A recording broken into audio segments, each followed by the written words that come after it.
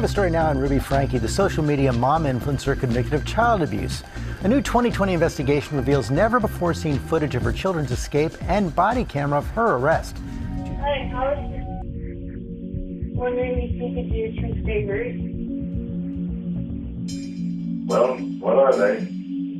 Taking me to the nearest police station. 911, tell me exactly what's happened. I just had a 12-year-old boy show up here at my front door asking for help. I don't think there's one emotion that you can use to describe this call. There was sadness. It was everywhere. It was heavy. It was felt by everybody around.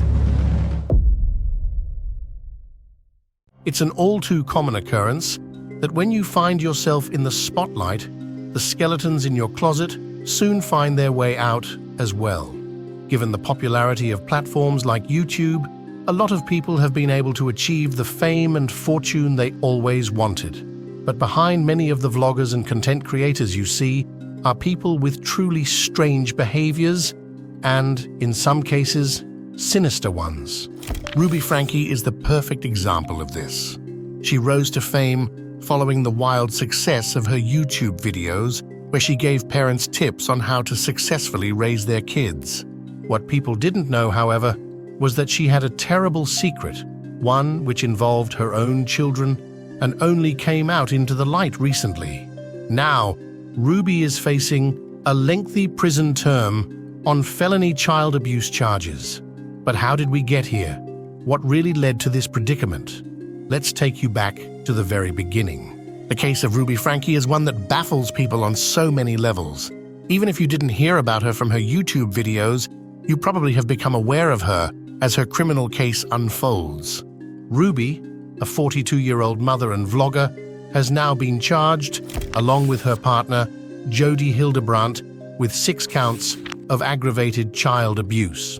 This is a case where police officers found Ruby's emaciated children, her 10-year-old daughter and 12-year-old son, in Ruby's partner's house. Ruby's son was even found with deep lacerations in his hands, signifying that he had apparently been tied up. But hold on a bit. Let's learn a little about Ruby before she rose in YouTube popularity.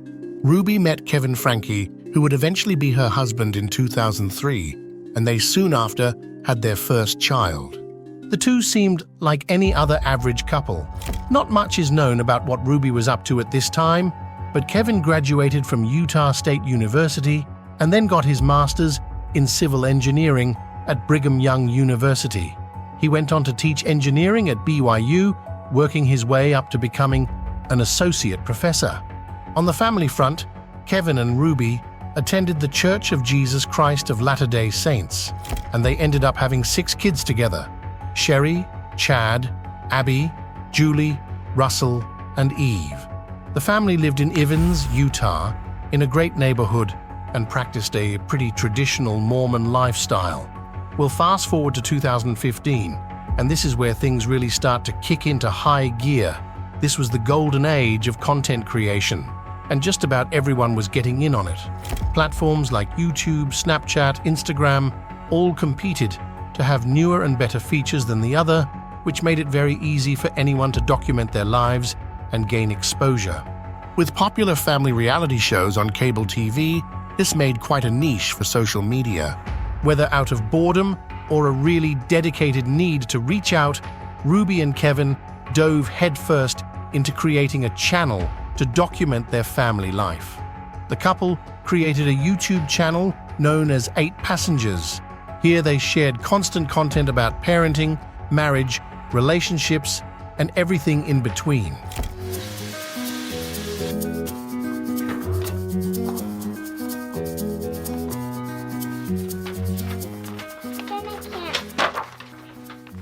Goes in the G-bag.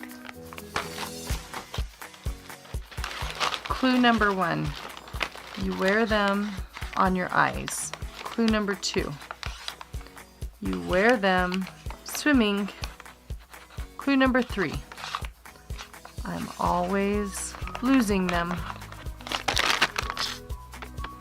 As you would imagine, things started off a bit slow, but in time, 8 Passengers grew incredibly large. At its height, the channel became so popular that it ended up boasting over 2 million subscribers.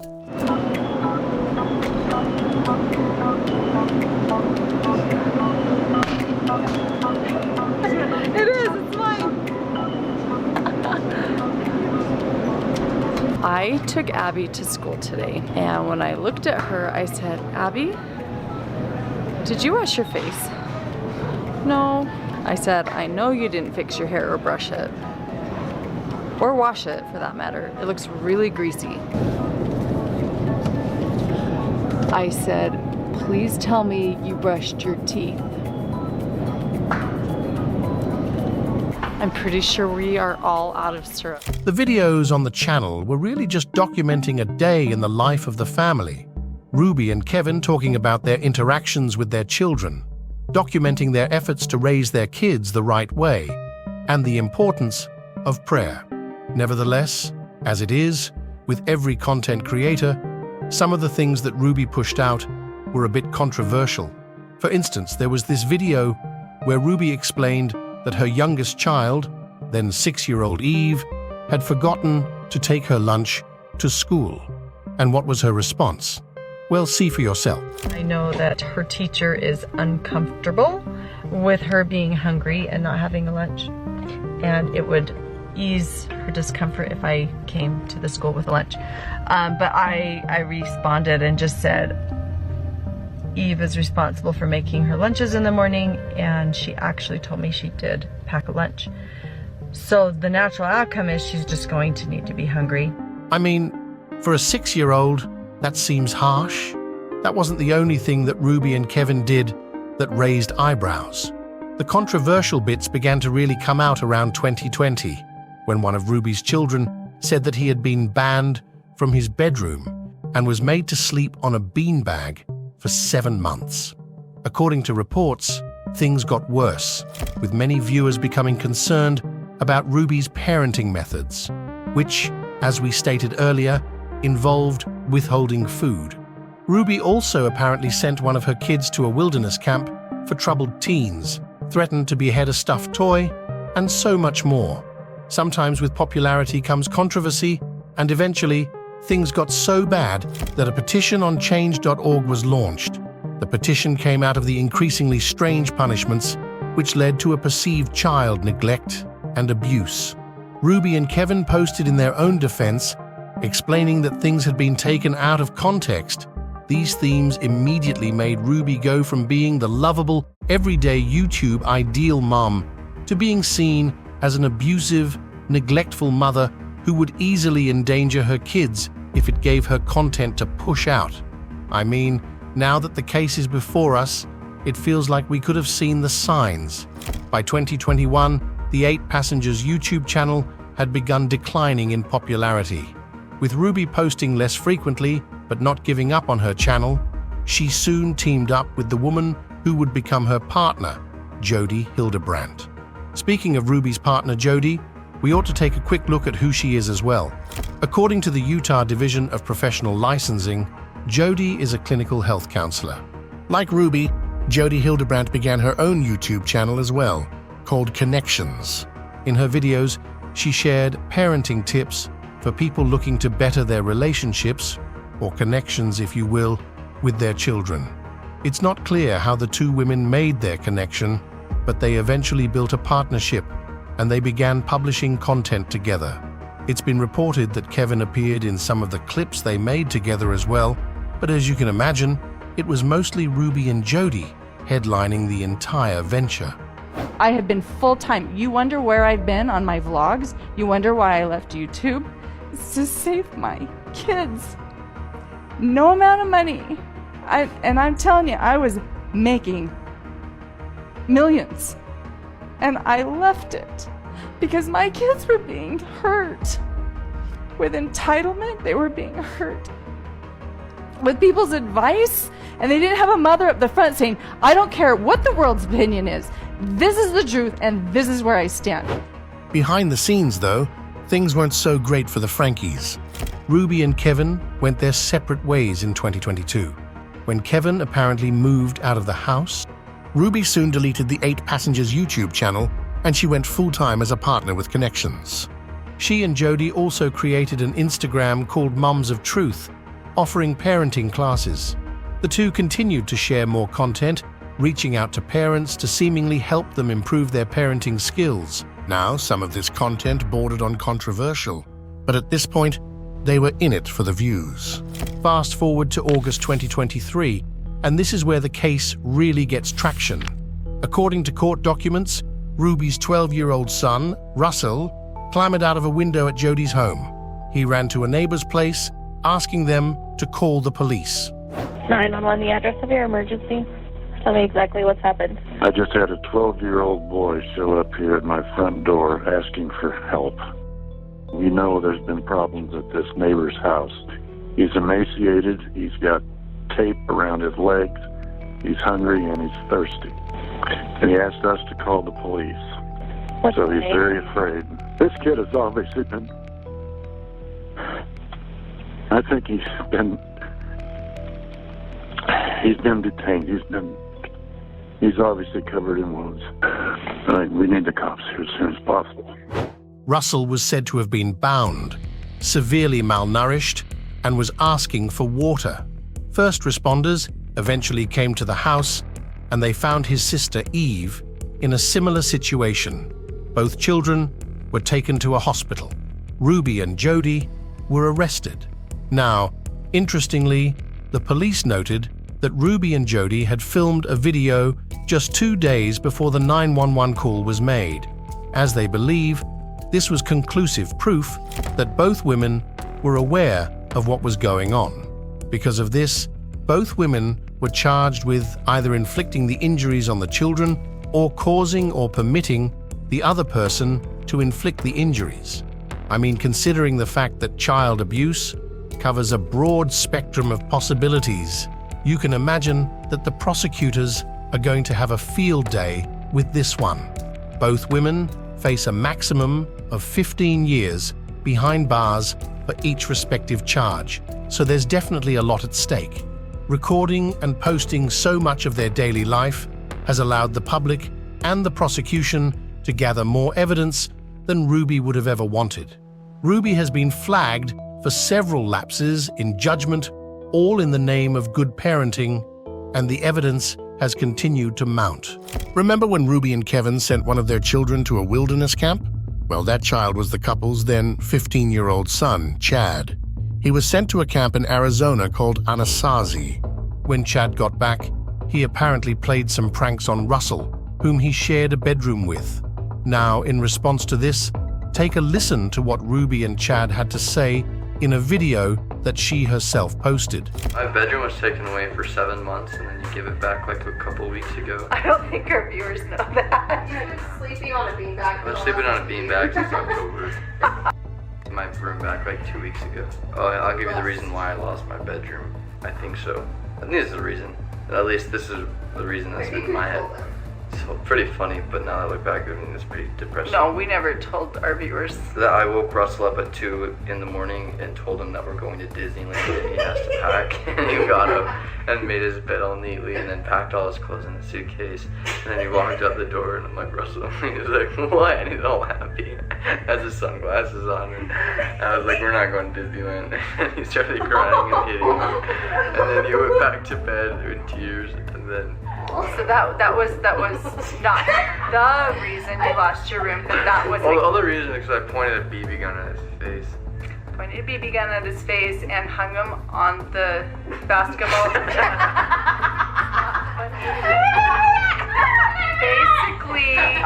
basically, Chad. The day I got home too. Chad came home from Anasazi and. Russell was like, I want to try dunking the basketball, and I lifted him up on the rim. And left him there. We saw 3 minutes, and he was just hanging on there. Do you think it's funny? Because and then I walk out. If you think it's funny, then that was 7 months ago. Maybe you need longer without a bedroom. It was not funny. Chad showed that he was not able to manage himself sharing a bedroom with Russell. So when we moved, the bigger room in the basement was automatically his, and I didn't have a room, but we put one on hold for me. So a lot of you are like, hey, that's not fair because Chad got the lesser bedroom and Russell got the bigger bedroom. Russell got the big bedroom and Chad got the smaller bedroom. And Russell's bigger bedroom also had a bathroom. But what you guys didn't know was Chad didn't get any room. He didn't get anything. He was sleeping on the floor in the family room. It hurts me just as much as it hurts my kids.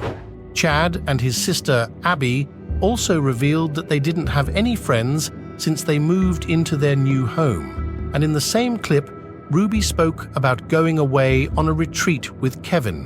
While they were gone, the kids were only supposed to use their iPads for schoolwork, but Ruby found that the younger kids had broken the rules. So she apparently took away all the electronics in the house for the rest of the summer. After speaking with Chad and Abby about her views on punishment, she then brings Russell to the video, and you can just see how uncomfortable he looked throughout the entire recording. Okay, you guys, I need to go have a talk with Russell. The fact that he's not willing to sit with me and be humble and talk is a big demonstration to me that he has some distorted views and that he is in a lot of shame. Oh, there you are. I was just talking about you. Do you want to come sit with me and talk? I'm going to get down on your level. I've noticed that you've been hiding from me and you are feeling a lot of embarrassment and shame. I don't know. You tell me what you're feeling. Mad? Because I really won't get anything this summer. I won't be able to go anywhere. I don't have any friends. No iPads, no TV, nothing. Okay, so I hear you. That sounds like a lot to be taken away. That sounds like it's going to be a miserable summer. Can I tell you what I see? Would you be open to hearing what I have to say? I see that yes, the iPads will be taken because you weren't responsible. You were lying and being manipulative with them. Yeah, but you did start it. And Eve may have started it. That's very possible. And who's responsible for you being disobedient around the iPads? Me. You. So it's up to you. If you want to be miserable because you don't get TV or iPad, that is totally up to you. You get to choose boredom and you get to choose to be miserable. What I am seeing though is that you're upset with the outcome for being mischievous. And instead of being humble and accepting that there is an outcome for you behaving like that with the iPads, instead you're being selfish. And what I would like to see is that you be humble and say, yeah, I own it. I was mischievous with the iPads. I was sneaking them. I can see where I've broken trust. And I don't want our relationship to be an untrusting relationship. It was clips and actions like these that led viewers to be more concerned about what was going on in this family. Social workers came to the Franke home and interviewed the children. But the case was eventually closed because there wasn't enough evidence to actually charge Ruby or Kevin. However, in April 2022, a worker from the Department of Child and Family Services contacted the police, saying that 2 children were unsupervised in the family home. When the police arrived, the kids weren't there. We also know that in September of that year, the couple's daughter, Sherry, called the police. Now, Sherry had essentially cut ties with the family since Ruby and Jody began working together, plus she was attending BYU at the time and out of the home. Still, she called the cops, claiming that her siblings had been left alone for days and she wanted to make sure that they had enough food. The police showed up, but the kids wouldn't answer the door. The police went on to speak with the neighbors, and an officer in a report claimed that everyone who came to the scene was concerned about the children, particularly the younger kids who were said to have been homeschooled. Reports indicated that law enforcement stopped by the house 4 more times between September 22nd and October 3rd, but it doesn't seem like anything came out of it. Interestingly, when Ruby and Jody were arrested, Sherry posted a photo of the police carrying out the arrest on her Instagram story, captioning it, "Finally." A neighbor also gave an interview with NBC, claiming that they had spoken up several times about what was going on in the Franke household.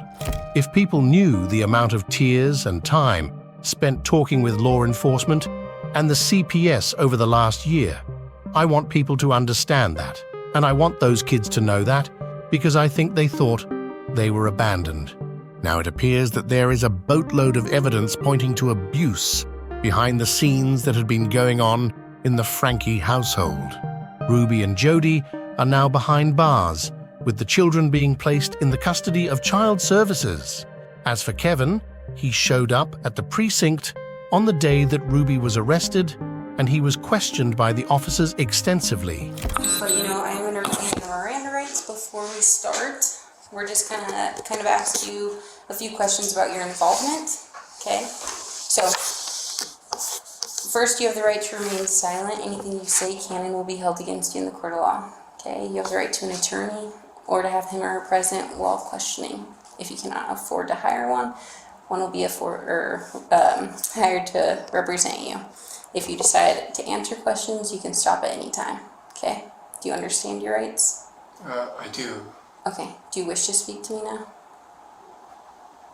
Well, I want to pick up my kids. How about this? We're going to ask you some questions, and if you don't want to answer them, you just say, "Hey man, I'm not going to answer that." Sure. And just say, "Hey, I'm not going to talk. That's not beneficial to you," and then we're done. There's nowhere, and we're nowhere. And sure. You understand that, right? Yes. Okay. What's a good address for you? I'm not comfortable giving my address right now. Okay. But you do live in Springville? I do. So are they all living with you, or? No. I haven't seen them for over a year. Any of them? No. None of them. For a year? Over a year. Okay. I've been in a separation. From who? From my wife and family. What's your wife's name? Ruby. Franke. When's the last time you saw Ruby?